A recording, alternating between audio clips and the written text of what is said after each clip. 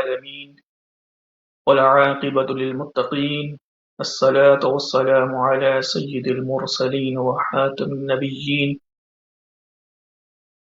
أما بعد فأعوذ بالله من الشيطان الرجيم بسم الله الرحمن الرحيم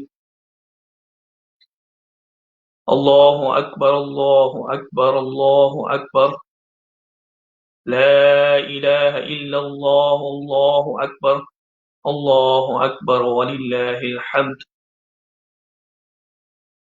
انداز بیاں گرچہ میرا شوق نہیں، شاید کہ اتر جائے تیرے دل میں میری بات۔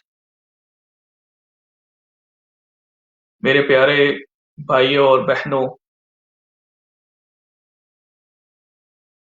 ماہ ذی الحجہ کے بہت ہی مبارک ایام اس وقت ہمارے ساتھ موجود ہیں۔ عازمین حج کے قافلے سرزمین حجاز پر پہنچ چکے، لبیک اللہم لبیک کی صدائیں بلند ہو رہی ہیں، اور لاکھوں فرزندان توحید حضرت ابراہیم علیہ السلام کی قربانی کو یاد کرتے ہوئے اپنے جانوروں کی قربانی دینے کے لیے تیاریاں پکڑ چکے ہیں۔ آج کے اس ٹاپک میں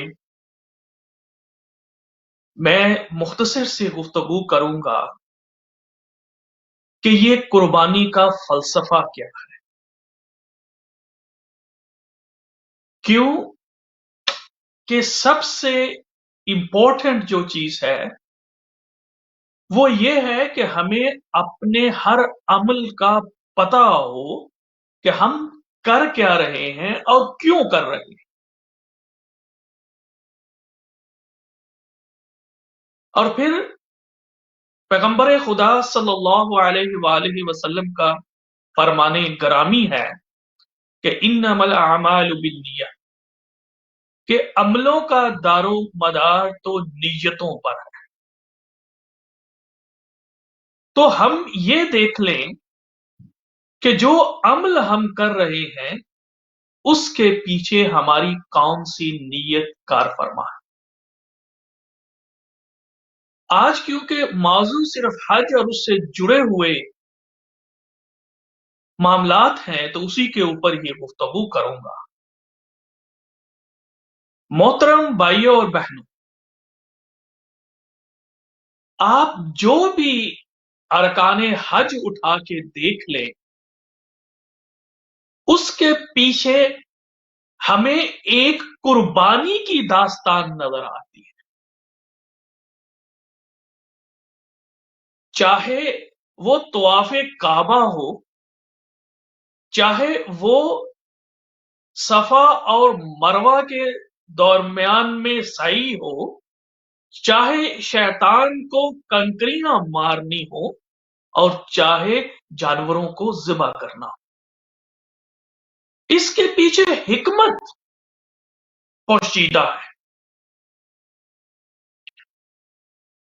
ذرا تخیل میں یہ باتیں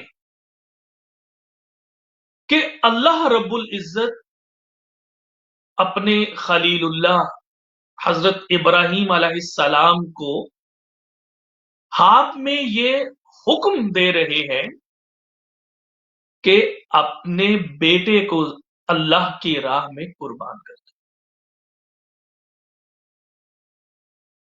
یہ قربانی جو حضرت ابراہیم علیہ السلام خلیل اللہ سے مانگی جا رہی ہے وہ کوئی جانور کی قربانی نہیں ہے، وہ ان کے بیٹے کی قربانی ہے، اور بیٹا بھی وہ جس کو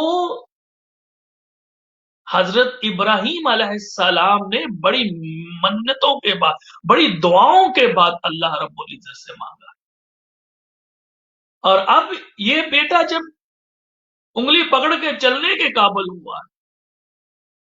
تو اللہ رب العزت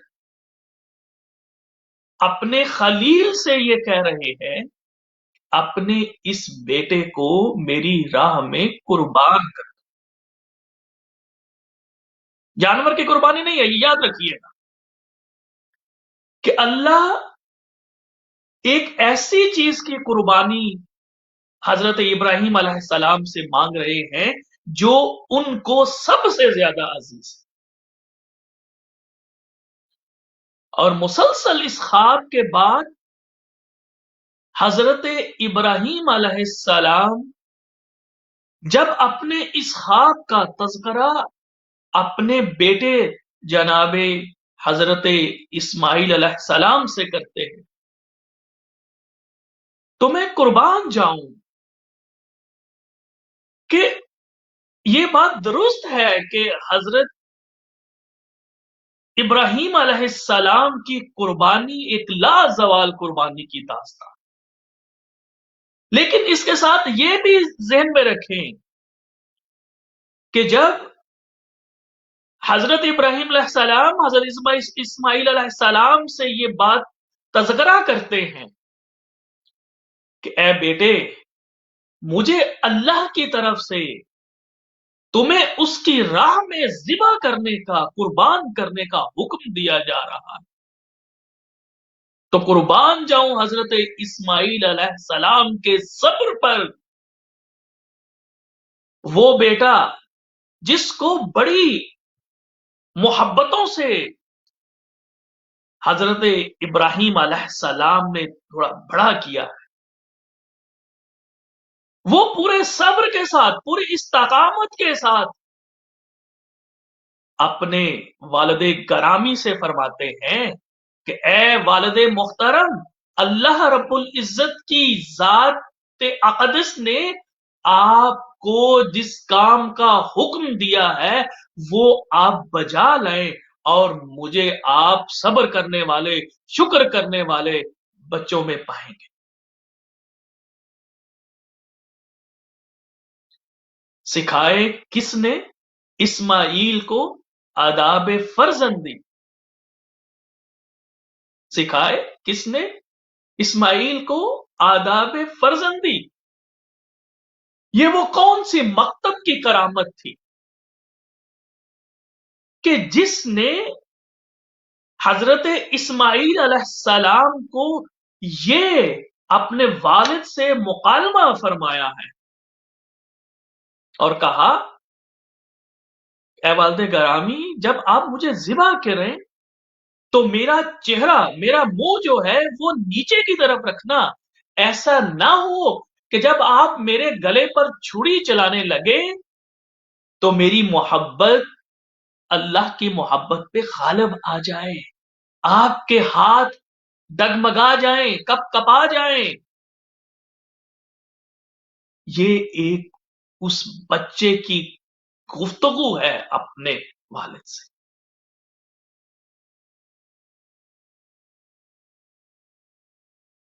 اب ہر سال ہم عید الاضحیٰ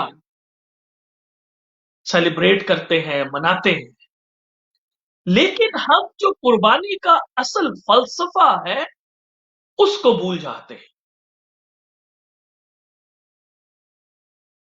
یعنی حضرت ابراہیم علیہ السلام خلیل اللہ سے اللہ ان کی سب سے پسندیدہ چیز جو ان کا بیٹا ہے اس کی قربانی کا حکم دے رہے ہیں، اور جناب خلیل اللہ اللہ کے حکم پر اپنے سب سے عزیز فرزند کو اللہ کی راہ میں قربان کرنے کے لیے تیار ہو جاتے ہیں۔ میرے بھائیوں اور میری بہنوں، یہ ہے وہ فلسفہ سیکریفائس، قربانی کا فلسفہ، کہ جب اللہ کا حکم آ جائے تو پھر ہم نے اپنی تمام وم اینڈ وشز کو ایک طرف رکھ کر اللہ رب العزت کے سامنے اپنے آپ کو سبمٹ کرنا ہے. یہ ہے قربانی.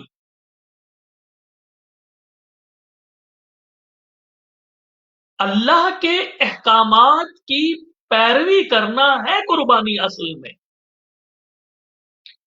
یہ میں نہیں کہہ رہا، یہ قرآن مجید فرقان حمید فرما رہا ہے. اللہ رب العزت یہ فرما رہے ہیں قرآن مجید میں کہ اللہ کو نہ تو ان جانوروں کا گوشت پہنچتا ہے، نہ ان کا خون پہنچتا ہے. ہاں تو صرف اور صرف تمہارا تقوی. یعنی قربانی کا فلسفہ تقوی ہے. اور تقوی کیا ہے؟ اپنی زندگیوں کو اللہ رب العزت کے احکامات کے تابع کر دینا، یہ ہے تقوی. اپنی زندگیوں کو اللہ کے خوف میں، اللہ کے ڈر میں گزارنا، بسر کرنا. ہر وقت آپ کا یہ نقطہ نظر ہو، آپ کے مد نظر یہ بات ہو کہ کہیں میرا رب نہیں ہو جائے. یہ ہے کہ اگر ہم نے اپنی زندگی اگر اللہ کے احکامات کے مطابق گزارا تو اللہ کو ہماری قربانی پسند آئے گی. جیسا کہ خلیل اللہ کی قربانی اللہ کو اتنی پسند آئی کہ جنت سے دمبے کو بیچ دیا اور پھر اس کو تا قیامت مسلمانوں کے لیے فرض قرار دے دیا کہ وہ اس کی اتباع کریں. یہ ہے وہ قربانی.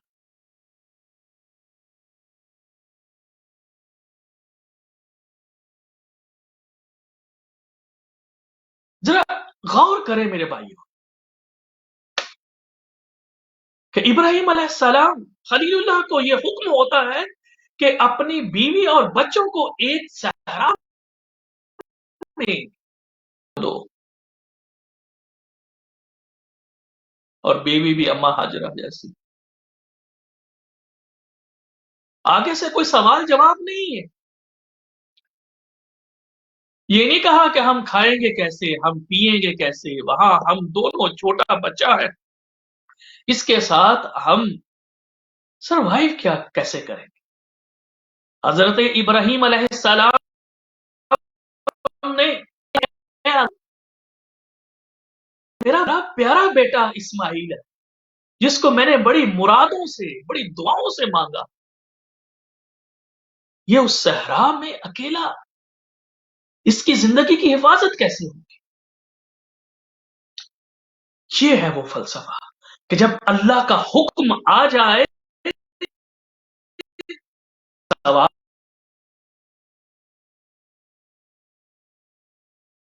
اب ایک قربانی کا ذکر تو میں نے بتا دیا. پھر یہ وہ جو اما ہاجرہ کی جو صحیح ہے سب، وہ اللہ کو اتنی پسند آئی کہ اس کو رکن بنا دیا.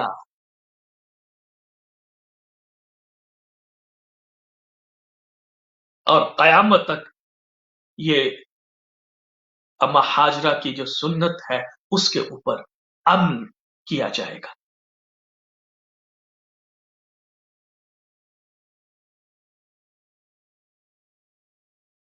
اب اسی طریقے سے جو میں نے کہا تھا کہ حج کا ہر رکن جو ہے اس کے پیچھے جو داستان ہے وہ داستان یہی ہے، وہ سبق یہی ہے، وہ قربانی یہی ہے کہ ہم نے اپنی زندگیوں کو ہر صورت میں اللہ میں گزارا. اور قرآن مجید یہ فرماتا ہے کہ شیطان دشمن ہے اور وہ تمہیں اللہ کی روگردانی پر مائل کرے گا. اور پھر ہم حاجی جو ہیں جب شیطان کو کنکریاں مار رہے ہوتے ہیں تو اس کے پیچھے میرے بھائیوں فلسفہ کیا ہے؟ یہ بات ہم نے سمجھنی ہے کہ ہم نے اللہ کے احکامات کی تعمیل میں کس طرح اپنے آپ کو شیطان مردود کے خلاف لیس کرنا ہے. اور وہ کیسے؟ تقوی کی.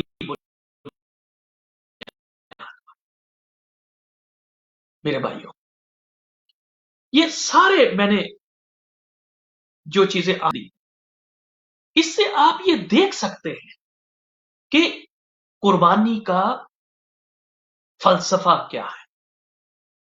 اللہ ان تمام چیزوں کے ذریعے ہم سے کیا تقاضا کر رہا ہے. اب ہم یہ دیکھتے ہیں کہ ہمارے ہاں یہ اب ایک دوڑ لگی ہوئی ہے کہ اللہ کے راستے میں جو جانور قربان کرنا ہے کتنا قیمتی ہو کتنا بڑا. دیکھیں میرے بھائیوں اور بہن یہ بات تو طے ہے کہ اللہ کے راستے میں آپ نے اپنی سب سے قیمتی خوبصورت جو چیز ہے وہ آپ نے قربان کر. لیکن اگر اس میں دکھاوا آ گیا، اگر آپ نے یہ قربانی اس لیے مہنگا جانور خریدا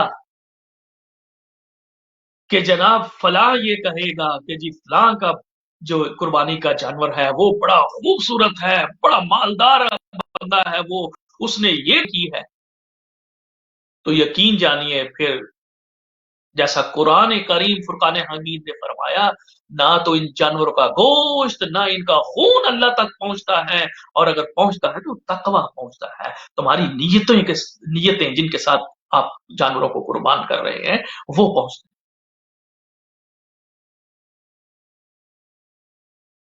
اور جو حدیث مبارکہ میں نے پہلے آپ لوگوں کے سامنے رکھی پیغمبر خدا صلی اللہ علیہ وآلہ وسلم کی کہ انما الاعمال بالنیات،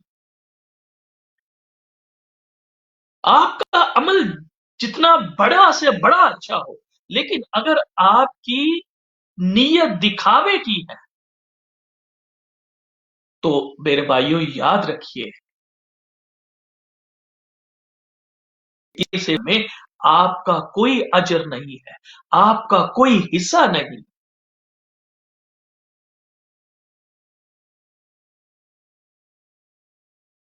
قربانی کا گوشت جو ہے وہ سب سے پہلے آپ جو ہے وہ جناب آپ کے ذہن میں یہ ہوتا ہے کہ ہم زیادہ سے زیادہ اپنے جاننے والوں کو جن کے ساتھ ہماری الیک سلیک ہے جن کے ساتھ ہمیں کوئی کام پڑ سکتا ہے ان کو بھیجیں اور ان کے ہاں ان کو پھر اگر ہماری نیت یہ ہے کہ یہ ہمیں ان کے ساتھ کوئی کام پڑ سکتا ہے فیوچر میں تو میرے بھائیوں یہ ہم اپنے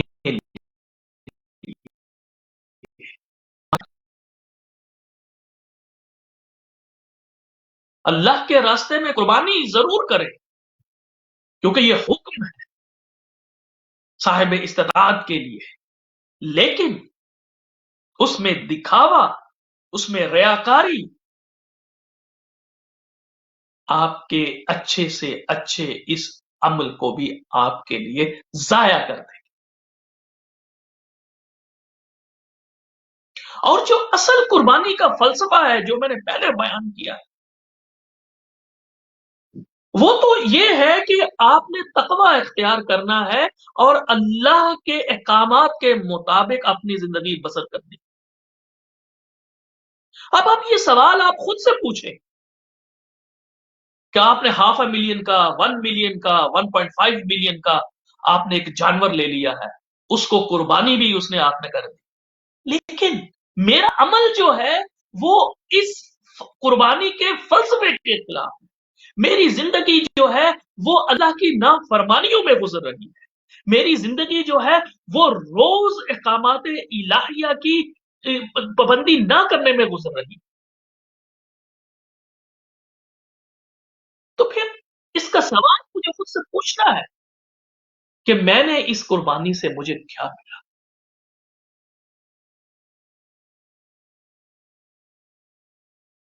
میں نے اس قربانی سے حاصل کیا؟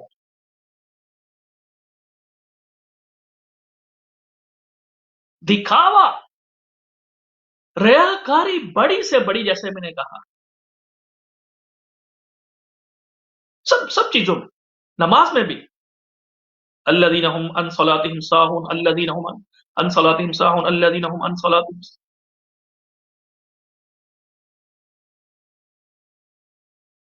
یعنی جو چیز بھی ہم دکھاوے کے لیے کرتے ہیں وہ اللہ کے حضور میں قبول نہیں، اس کا اجر نہیں.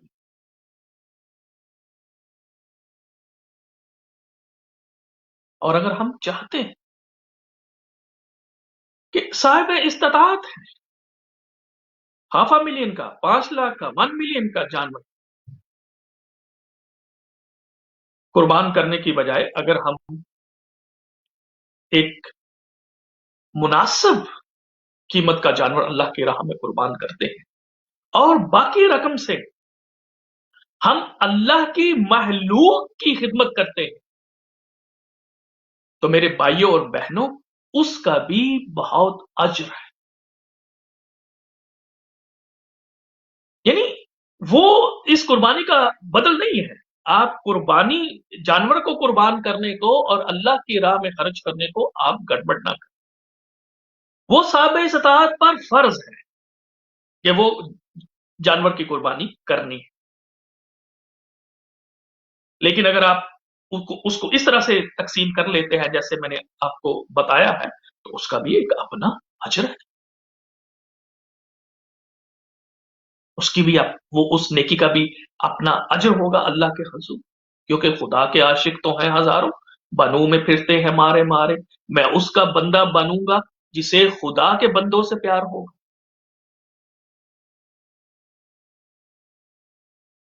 تو اگر ہم ہلکے خدا کی خدمت کی طرف بھی آ جاتے ہیں تو ہمیں دگنا ثواب ہے میرے بھائی. تو آج کے اس موضوع میں صرف میں نے کوشش کی ہے کہ وہ جو میری ناقص عقل میں، میری ناقص علم میں جو بات ہے کہ یہ قربانی ہے کیا، وہ آپ لوگوں کے ساتھ شیئر کر سکوں، آپ لوگوں کے ساتھ بیان کر سکوں.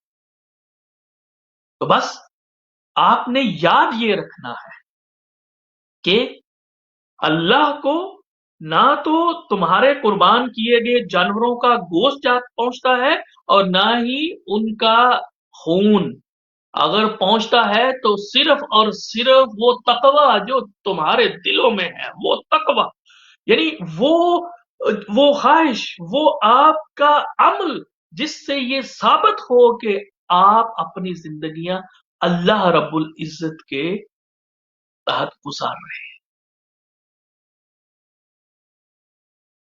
اور حدیث مبارکہ میں بہت اچھی اچھی جو ہے وہ مسالے بیان کی گئی ہیں تقوی کی. انشاءاللہ کسی اور موضوع پہ جب تقوی کے اوپر بات ہوگی تو اس کے اوپر بیان کی جاؤں گا، لیکن مختصر سا nutshell will only explain it to you کہ تقوی یہ ہے کہ اس دنیا ایک یوں سمجھ لیں کہ یہ ایک پگڈنڈی ہے جس کے ہر طرف، اس کے دونوں طرف جو ہے وہ ہاردار جھاڑیاں ہیں، اور آپ نے ان ہاردار جھاڑیوں میں سے بچ کے گزرنا ہے اپنے آپ کو. یہ دنیا جو ہے یہ ایک دھوکے کا گھر ہے میرے بھائی، اور شیطان ہمارا دشمن عظیم ہے. وہ ہمیں اللہ اور شیطان کا، ابلیس کا مکالمہ کیا تھا؟ شیطان نے یہی کہا کہ مجھے قیامت تک کی مہلت دے دی جائے تاکہ میں تمہارے چاہنے والوں کو میں ان کے راستے سے ورگلا سکوں، ان کو ان کے راستے سے بھٹکا سکوں. یہ شیطان نے کہا، اور اللہ نے اس کو کہا کہ ٹھیک ہے میں تمہیں مہلت دیتا ہوں، لیکن جو لوگ میری محبت میں مبتلا ہوں گے وہ تیرے دھوکے میں نہیں آئیں گے.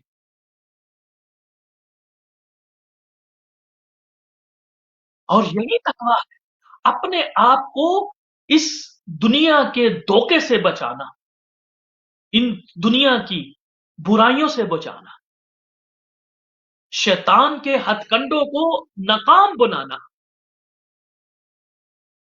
میرے بھائیوں اور بہنوں، اور اس تقویٰ پہ گزاری ہوئی زندگی کا پھر اجر بھی بہت عظیم ہے. وَلِمَنْ خَافَ مَقَامَ رَبِّهِ جَنَّتَانِ، اور جن لوگوں نے اپنی زندگیوں کو اللہ کے خوف میں گزارا ان کے لیے جنتان، یعنی جنت کے باغات ہیں ان کے لیے. تو اللہ تعالی مجھے، آپ کو، ہم سب کو اپنی اطاعت پہ زندگی گزارنے کی توفیق عطا فرمائے. اللہ رب العزت مجھے اور آپ کو جناب ابراہیم علیہ السلام کی قربانی کے فلسفے کو سمجھنے کی کوشش کرے.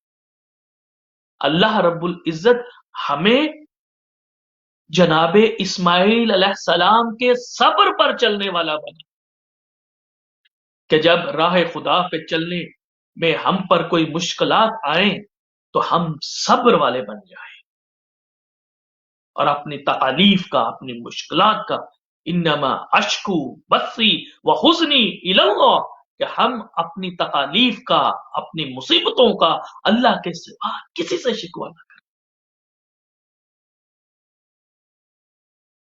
اللہ تعالی ہمیں فلسفہ قربانی کو سمجھنے کی توفیق عطا فرمائے. وآخر الدعوانا ان الحمد للہ رب العالمین.